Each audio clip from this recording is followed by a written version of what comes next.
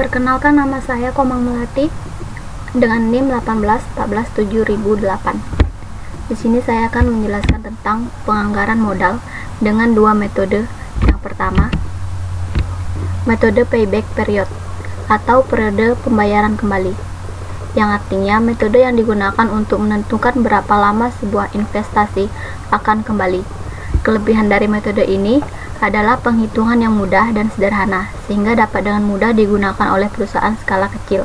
Sedang kelemahannya, tidak memperhatikan nilai waktu dari uang dan tidak memperhatikan penerimaan investasi yang diperoleh setelah payback periode tercapai. Rumus payback period atau PPP. Payback period sama dengan nilai investasi dibagi dengan kas masuk bersih.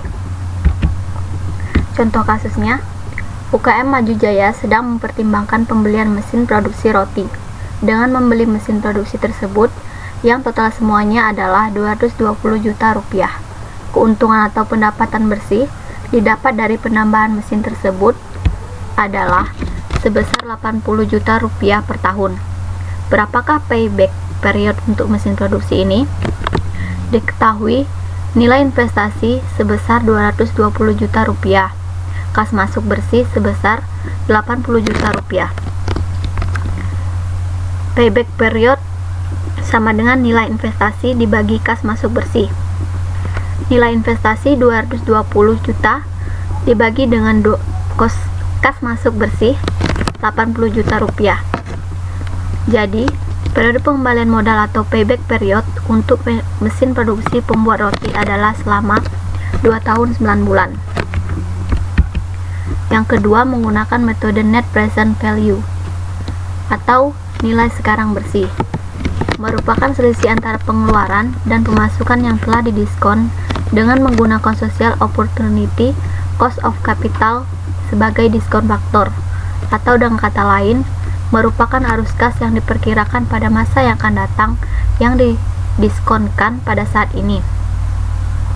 Rumus net present value: C1 dibagi 1 ditambah R ditambah C2 dibagi 1 tambah R pangkat 2 ditambah C3 dibagi 1 ditambah R pangkat 3 dan seterusnya dikurang dengan C0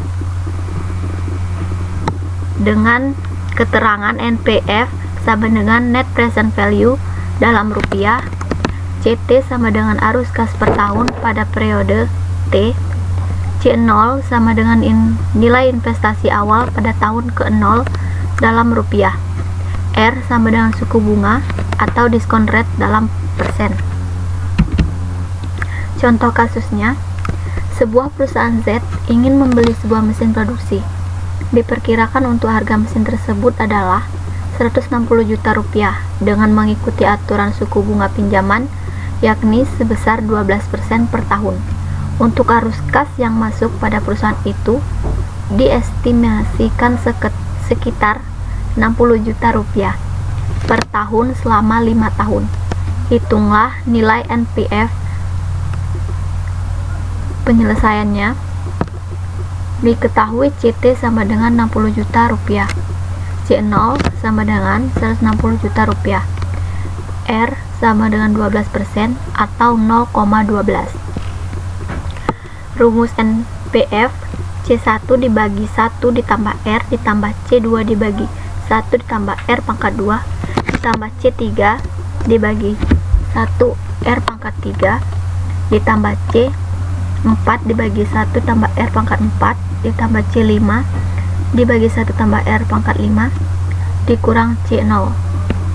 NPF: 60 dibagi 1 ditambah 0,12 pangkat 1 ditambah 60 dibagi 1 tambah 0,2 pangkat 2 ditambah 60 dibagi 1 tambah 0,2 pangkat 3 ditambah 60 dibagi 1 ditambah 0,12 pangkat 4 ditambah 60 dibagi 1 tambah 0,12 pangkat 5 dikurang 160 juta.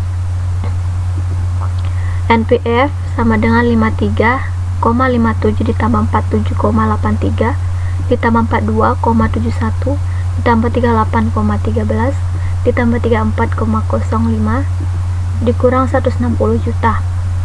Hasil NPF 56,29. Jadi nilai untuk NPF-nya adalah 56,29 juta rupiah. Sekian penjelasan dari saya, terima kasih.